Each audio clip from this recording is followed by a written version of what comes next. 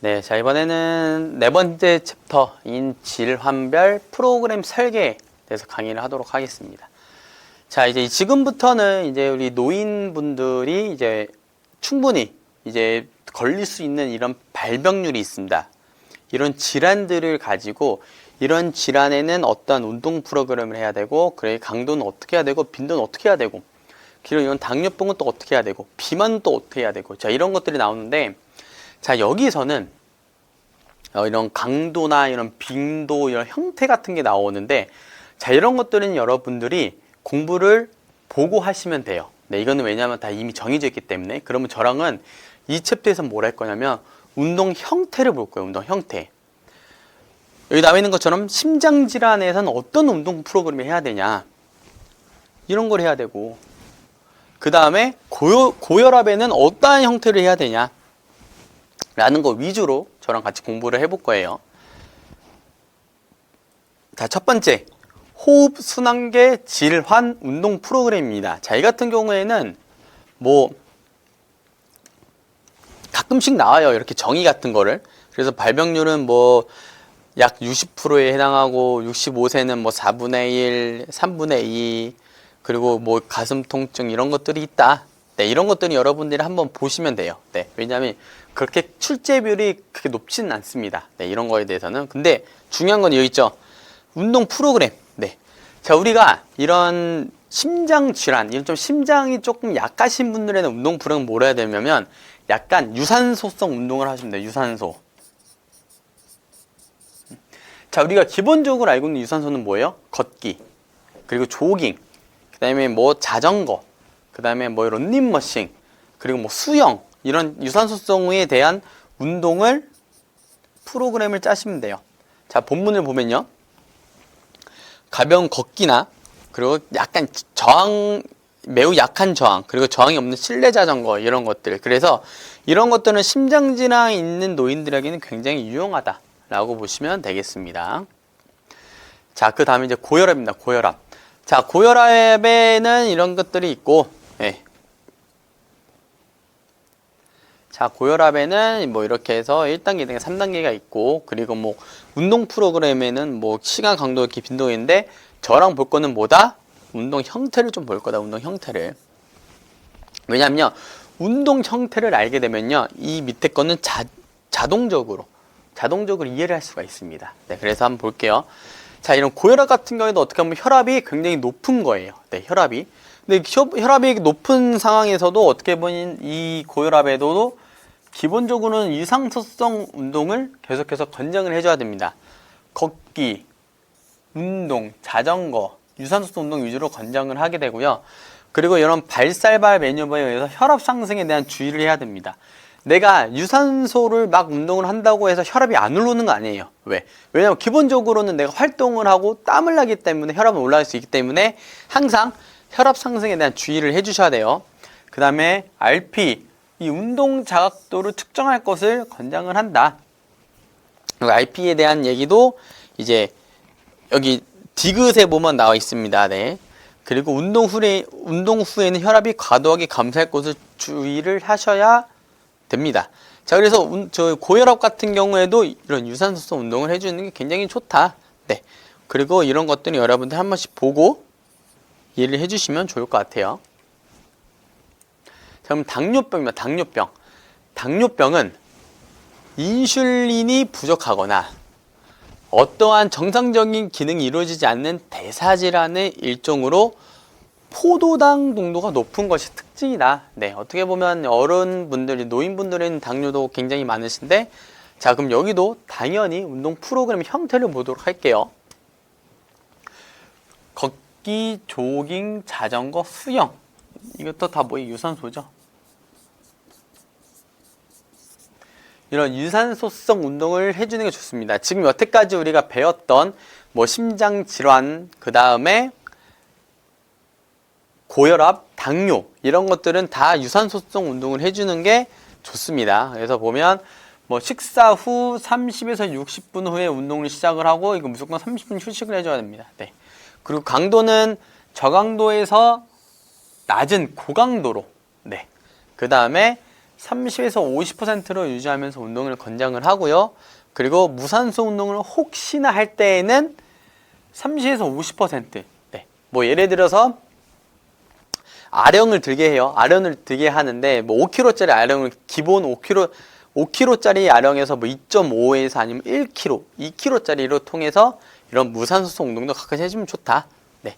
그리고 이런 주의사항들도 한 번씩 보시면 좋을 것 같아요. 자, 그럼 비만입니다. 비만. 네. 자, 비만부터는 조금 달라져요. 우리는 여태까지 유산소성 운동을 조금 자주 하라고 얘기는 했지만, 자, 비만은 말 그대로 지방량이 증가하는 거다. 지방량이. 자, 그럼 운동 형태를 보면요. 자, 기본적으로 유산소성 운동하는 게 맞지만, 여기서 좀 더 중요한 거는 뭐예요? 무산소성도 유지를 해줘야 돼요. 자, 무산소성은 뭐다? 바로 근력 운동이에요. 근력 운동. 네. 자, 이렇게 근력 운동도 같이 병행을 해주셔야만 살이 조금 빠지고 지방량이 감소되는 거 보일 수가 있어요.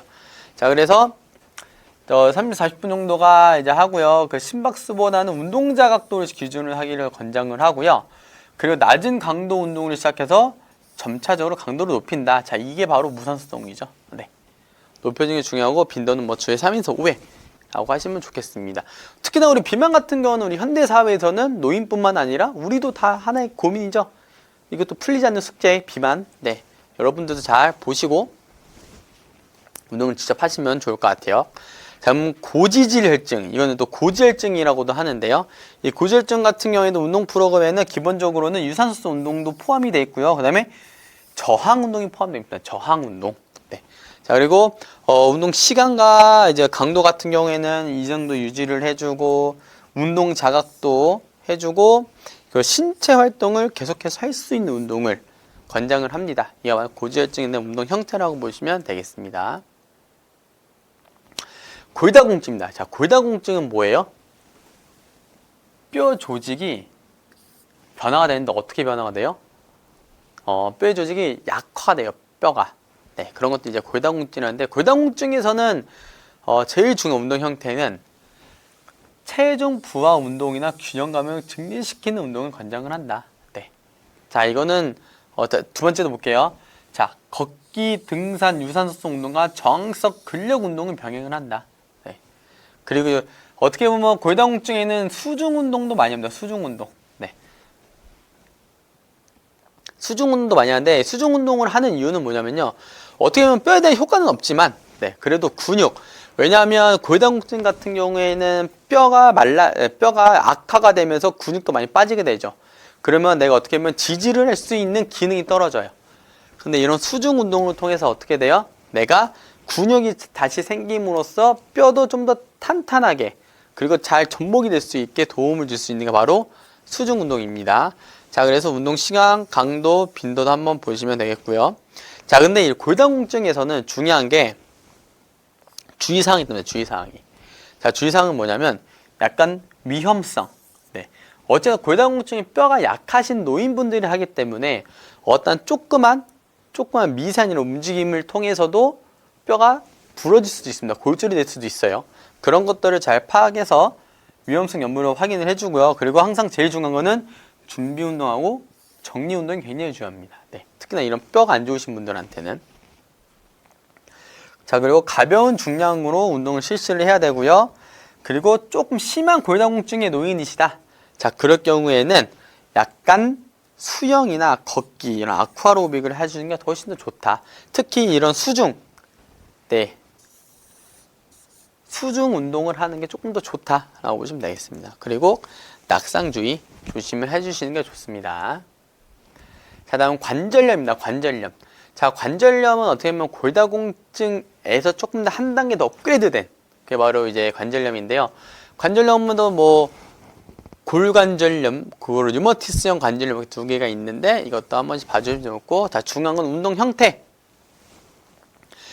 가벼운 유산소 운동하고 무산소 운동을 권장을 한다. 네, 자, 이 같은 경우는 유산소도 하고 그 다음에 또 점진적으로 좀 가부화의 원리를 통해서 무산소까지 같이 해준다. 자, 그리고 수영과 자전거, 그리고 물리치료와 같이 병행을 하면 좋고요. 그 수중 운동을 할 때는 수온이 약 29도에서 32도. 네. 이거는 약간 너무 뜨겁지도 그리고 너무 차갑지도 딱 미지근한 물이라고 생각하시면 돼요. 네, 적정하고요. 그리고 운동 시간, 강도 중요하고요. 자, 주의사항 같은 경우에 자, 만약에 내가 운동을 하고 있는 자, 노인이 운동을 하고 있거나 혹은 끝나자마자 뭔가 뼈가 안 좋은 것 같아요. 그럴 경우에는 바로 중단. 바로 중단을 하고 다른 운동 방법. 우리 이 골다공증에서 배웠던 약간 수중 운동으로 조금 대체를 하셔도 됩니다. 자, 그 다음에 통증이 있는 관절주의 근육을 운동시키는 방법을 모색을 하고요. 그 저항 운동을 하되 무산소 운동을 하되 어떤 통증을 유발한 운동은 하지 말아라. 네, 그리고 다른 거로 대체를 해라. 네, 그리고 불편 느끼는 강도나 능력을 유지한다. 네, 자 이렇게 보시면 되겠습니다.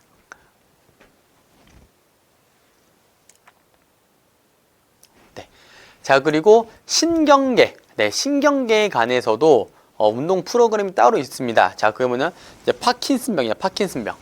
자, 파킨슨병도 예전에는 이렇게 매년마다 축제가 됐었는데 요즘에 좀 잘 나오지 않는 질환 이 중에 하나여가지고 자, 운동 프로그램은 말 그대로 어떠한 동작을 통해 실시되는 운동을 포함을 하고요. 그 다음에 이제 트레드밀보다는 약간 실내, 뭐 기대에서 하는 스태핑, 암사이클 이런 걸로 앉아서 하는 유산소 운동을 권장을 합니다. 네, 자 그리고 알츠하이머병은 예전에는 이런 파킨슨병이 많이 나왔다 그러면 이제 요즘에는 알츠하이머병이 많이 나오게 됐는데요. 자, 이건 어떻게 보면 신경장애에 대한 정신적 기능이 안 좋은 거예요. 네, 네, 좀 정신적으로. 자, 그러면 이런 운동 프로그램 뭐가 있냐? 당연히 유산소 운동은 어디가나 포함이 되어 있고요. 그 다음에 뭐 걷기, 수영 등이 있고요. 그리고 30분 이상, 그리고 약간 가볍다. 네. 나 운동 좀 했네. 라는 수준이면 충분하고요. 주 4회 이상. 자, 그리고 주의사항, 여기서는 좀 중요합니다. 주의사항 같은 경우에는 어떠한 신체와 정신적 건강이 쇠퇴가 되면 생기는 문제에 대한 대처가 필요합니다. 갑자기 정신이 놓을 수도 있고요. 그 약간 이제 이런 기분 변화가 확확 바뀝니다. 네. 그리고 운동 프로그램, 운동 환경이 흉낼 수 있는 행동 변화를 배려를 해야 되고요. 그리고 이런 병이 진행됨에 따라서 보호자도 같이 대처를 할 수 있는 상황이 만들어질 수도 있어요. 네, 그것도 잘 고려를 해주셔야 되고, 그 다음에 어떠한 지속성을 가지고 흥미를 계속 유지할 수 있도록 용기를 줘야 되고, 그리고 지도자나 보호자를 같이 동반을 해서 실시를 하는 게 좋습니다. 그리고 단순하고 반복적인 운동이 실시할 수 있게 여러분들이 운동 프로그램을 잘 만들어주시면 좋을 것 같아요. 자, 그러면 이제 문제로 보면, 자, 저희가 뭐 당뇨나 골다공증, 그 다음에 고혈압. 자, 2번 볼게요. 2번. 골다공증이 있는 노인의 운동에 골다공증이 있는 노인의 운동에 관한 설명으로 적절하지 않은 것은, 네, 이라고 보면 첫 번째, 편형성 향상을 위한 운동을 권장한다. 그쵸? 왜냐면 골다공증은 어떻게 보면 이런 활동적인 거를 하다가 오히려 더 뼈가 더 안 좋을 수 있기 때문에. 자, 2번, 체중 지지 운동을 권장하지 않는다. 이건 조금 이상하니까 한 번 더 넘어가고. 자, 통증을 유발하지 않는 중강도 운동을 권장한다. 그렇죠? 통증이 나면 오히려 뼈가 더 안 좋을 수도 있죠. 자, 심각한 골다공증이 있는 노인에게는 최대 근력 건사를 권장하지 않는다. 그렇죠? 최대는 말 그대로 내가 최대한 근력을 뽑아낼 수 있는 그런 활동이라고 보시면 돼요. 근데 골다공증에는 굉장히 안 좋은 거죠. 자, 그럼 다시 2번 볼게요. 자, 체중 지지 운동을 권장해야죠. 네. 왜냐하면 말 그대로 골다공증은 뼈가 안 좋기 때문에 내가 가만히 있는 노인분들 가만히 있는 것도 힘들 수도 있어요. 그런 것들을 하기 위해서는 뭔가 이런 체중을 내 지지할 수 있는 이 지지대 역할을 할 수 있는 그런 운동도 권장을 해야 한다. 그럼 답은 2번이 되겠죠. 그래서 뭐 정답 해설은 걷기, 유산소, 저항성 운동을 병행해야 한다 라고 나왔습니다. 자, 이렇게 질환별 프로그램 설계에 대한 강의를 마치도록 하겠습니다.